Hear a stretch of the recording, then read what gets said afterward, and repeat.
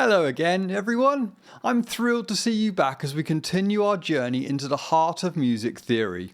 In this subsection, we're going to tackle two fundamental concepts: scales and keys. First up, let's talk about scales. A scale is essentially a sequence of notes arranged in ascending or descending order. Think of it like a musical ladder.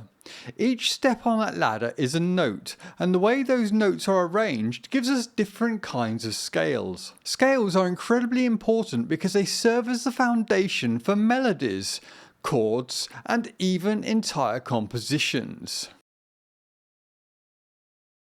Now let's move on to the concept of keys. A key in music is essentially the home base of a song or piece. It tells us which note the music revolves around and which scale it primarily uses. Knowing the key of a song helps you understand its structure and gives you a roadmap for improvisation and composition.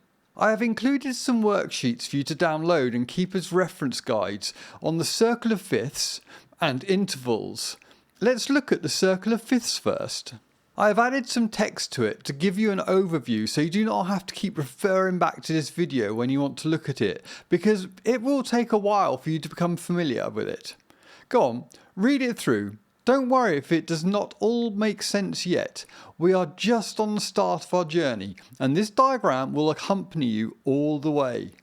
Eventually, you will not even need to look at it, but the rules and relationships will still be the same. I'll let you read it through a few times, and then when you're ready, we can proceed with the next video.